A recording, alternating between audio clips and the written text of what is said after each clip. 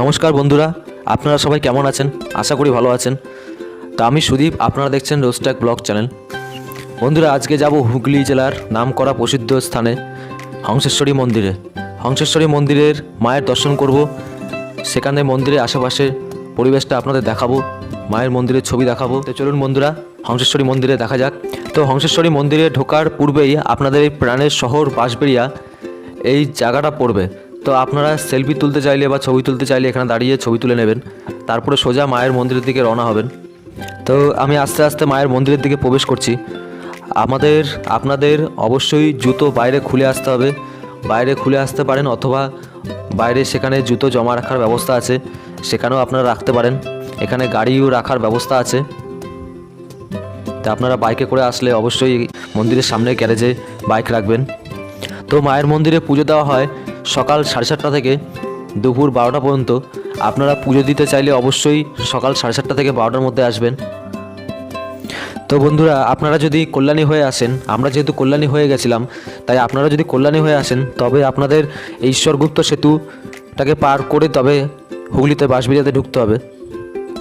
তো সেই সেতুর উপর থেকে গঙ্গার দৃশ্যটা একটু দেখবেন।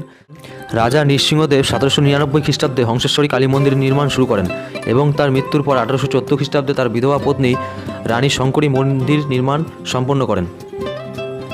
মন্দিরের গর্ভগৃহ থেকে মন্দিরটির উচ্চতা 70 ফুট।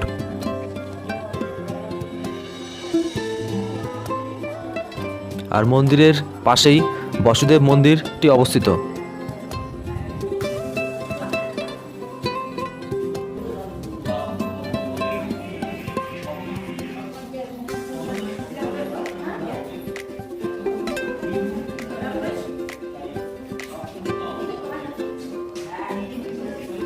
এখন আপনারা হংসেশ্বরী মন্দিরের মায়ের দর্শন করছেন। মন্দিরের মায়ের দর্শন করা হয়ে গেলে মন্দিরের সামনের এই জায়গাটা আপনারা দেখবেন কত সুন্দরভাবে প্রত্যেক দিন এই জায়গাটাকে সাজানো হয়। যেমন আপনারা ভিডিওটিতে দেখতে পাচ্ছেন, ফুল দিয়ে কত সুন্দরভাবে সাজানো।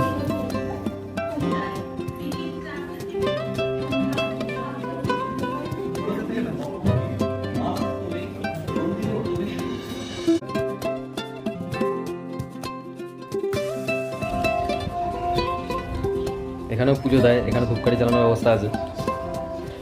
পাশে একটা ছোট্ট ফুলের বাগান আছে।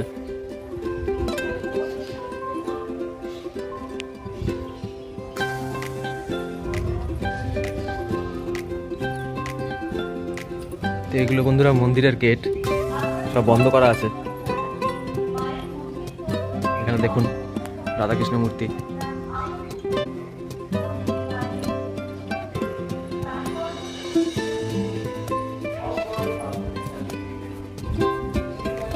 এখানে শিবলিঙ্গ দেখতে পাচ্ছেন বন্ধুরা, এখানে আরেকটা শিবলিঙ্গ। তো এখানে মন্দিরের চারপাশটা আপনারা ঘুরবেন। মন্দিরে আসলেন চারপাশে প্রত্যেকটা খাপে খাপে কোনো না কোনো ঠাকুর অবস্থিত আছে। এখানে আরেকটা। মন্দিরের চারপাশটা আপনাদের ঘুরিয়ে দেখাচ্ছি।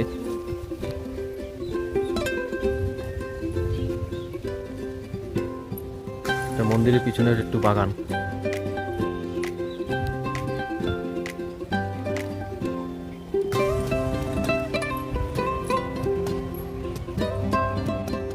মন্দিরের চারিপাশে শিব ঠাকুর মা কালীকে ঘিরে রেখেছে। তো আপনারা তো জানেন, যেখানে মা কালীর বিরাজমান সেখানে শিব ঠাকুর থাকবেই। বন্ধুরা, এটা যত সম্ভব রান্নার ঘর, রন্ধনশালা। এখানে রান্না করা হয়, রান্না করে তারপর ভোগের প্রসাদ বিতরণ করা হয় বেলা 1টায়। তা আপনারা মন্দিরে আসলে অবশ্যই ভোগের প্রসাদ নিয়ে যাওয়ার চেষ্টা করবেন।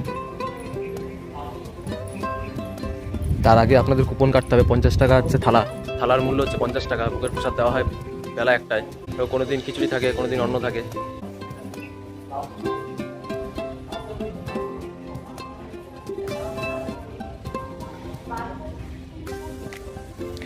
আর বন্ধুরা, যদি এখানে মন্দিরে হংসেশ্বরী মন্দিরে আসেন তাহলে অবশ্যই 12:30টার মধ্যে আসবেন। দুপুর সকাল 7টা থেকে দুপুর 12:30 পর্যন্ত খোলা থাকে।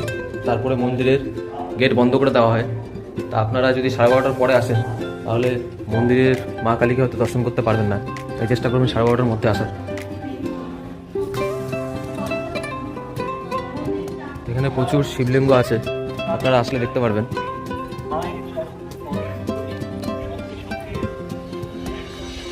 তো এইটা হচ্ছে হংসেশ্বরী মন্দিরের পাশের ছোট মন্দিরটা, এটা ভিতরে গিয়ে দেখাবো আপনাদের, দেখতে থাকুন।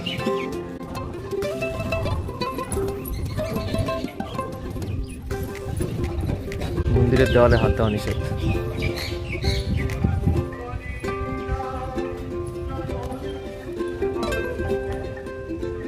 মন্দিরের সাইড থেকে দেখুন হংসেশ্বরী মন্দিরটা।